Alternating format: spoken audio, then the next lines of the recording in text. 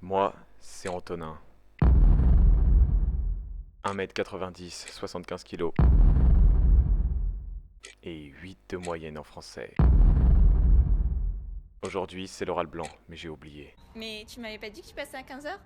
Bref, j'avais rendez-vous dans 2 minutes et je commençais à me dire que j'étais vraiment pas bien. Du coup, j'ai commencé à courir comme un taré parce que je voulais surtout pas louper l'oral blanc. C'est important l'oral blanc. Là, c'est moi. Je cours comme un beau gosse. Parce que je suis un beau gosse. C'est ma maman qui me l'a dit. Alors qu'en fait, j'ai plutôt une dégaine qui ressemble à ça.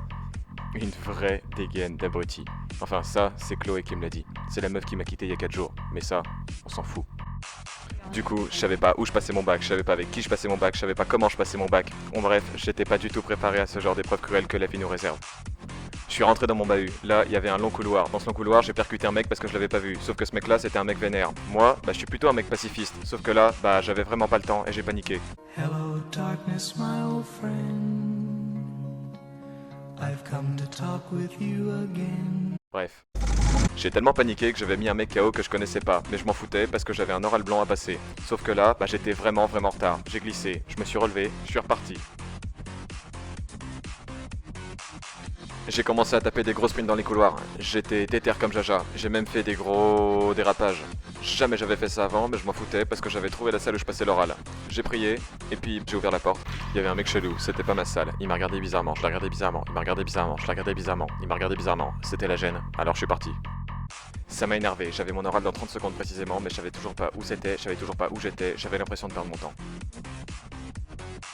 Sur mon passage, j'ai encore bousculé des gens, mais pour éviter qu'ils me poursuivent et que je les frappe, je me suis dépêché et j'ai encore fait des glissades. J'ai descendu les escaliers, je suis tombé, je me suis fait mal. Là, je commençais à en avoir ras-le-bol. J'ai commencé à m'enfoncer dans les profondeurs de mon lycée. J'ai ouvert une salle. Wow. C'était pas la bonne. Du coup, j'ai continué. Et là, au fond du couloir, c'était la salle que je cherchais. Jury numéro 4. J'ai levé mon poing signe de victoire, j'étais content. Au final, j'avais fait tout ça pour rien, j'étais en avance. Alors j'ai attendu, j'ai attendu, j'ai attendu, j'ai encore attendu. 10 minutes plus tard, il y a un mec qui est sorti. C'était mon pote, c'était Baptiste. On s'est regardé et on s'est fait un check du turfu comme on en avait jamais fait. Et là, je lui ai demandé si ça allait. Ça va gros? Ouais ça va. Tu t'es fait défoncer? Ouais gros, elle m'a bien défoncé. Bref, c'était mon tour. Avec Baptiste, on s'est refait un check du turfu parce qu'on est des potes du turfu. Un check des pecs, un check des fesses, et puis je suis rentré dans la salle. Quand je suis rentré dans la salle, j'étais complètement déboussolé. J'ai mis 5 secondes à capter que la prof elle était à ma gauche. Je me suis assis. Elle m'a dit bonjour. Bonjour. J'ai pas répondu. Elle m'a dit. Ça va si tu me fais Britannicus de Racine? J'avais pas osé lui dire non. J'ai dit. Oui. Ta problématique, ça sera comment le destin inéluctable de Néron s'exprime-t-il dans cette scène?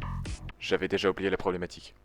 Ok, tu vas aller me chercher Mathieu et tu vas préparer un baiser au J'ai dit. D'accord. Et puis je suis parti. Ça m'énerve. Ce texte c'était celui que j'avais pas révisé. Du coup, j'étais énervé et je voulais bien lui faire savoir. Je voulais lui dire que c'était la pire prof de français que j'avais jamais eue, mais au final, j'ai juste dit. Merci. Au final, j'étais vraiment pas bien. J'étais censé préparer un texte que je connaissais pas. J'avais oublié la problématique et j'avais juste mon stylo fétiche, celui que j'avais volé à Vanessa il y a 2 semaines mais que je lui avais pas rendu. Et puis j'étais aussi censé trouver un mec. Il s'appelait Mathieu. Je savais toujours pas qui c'était. Bref, je suis rentré dans la salle. J'ai fermé la porte. Au bout de la salle, il y avait un mec. C'était sans doute Mathieu. Alors j'ai dit. Mathieu? Il m'a pas répondu, il était en train de pleurer. Bon, du coup je suis allé m'asseoir. J'ai pris la table tout au fond, je me suis assis. J'ai sorti ma feuille, j'ai tapé dans mes mains, j'ai retourné ma feuille, j'ai tiré un trait, j'ai fait un grand 1, j'ai fait un grand 2, j'ai fait un petit 1 pour le grand 1, un petit 2 pour le grand 1, un petit 3 pour le grand 1, un petit 1 pour le grand 1, un petit 2 pour le grand 2, un petit 3 pour le grand 2. Bref. Au bout de 6 ans de français, je savais toujours pas faire un plan. Du coup, j'ai fait un bonhomme. J'ai fait un autre bonhomme et là, j'ai fait des cheveux. Et comme c'était une femme, j'ai fait genre qu'ils étaient amoureux. Du coup, j'ai fait des cœurs. Ensuite, j'ai voulu dessiner un chien. Ça, c'est un chien, mais j'y suis pas arrivé. Du coup, je me suis énervé. J'ai déchiré ma feuille. Je me suis endormi dessus. 25 minutes plus tard, il y a un mec qui est venu me réveiller. Il m'a secoué très fort. C'était Mathieu. Il venait de passer son oral de français, mais il était toujours en train de pleurer. Au final, il n'y avait pas beaucoup de chance pour que je réussisse cet oral de français. J'y suis allé avec un petit bout de papier et un petit bout de papier en plus gros. Bon, pour finir, j'ai fait une prière, j'ai pensé très fort à ma maman et à Chloé, et là, je me suis approché de la salle. Je suis rentré dans la salle.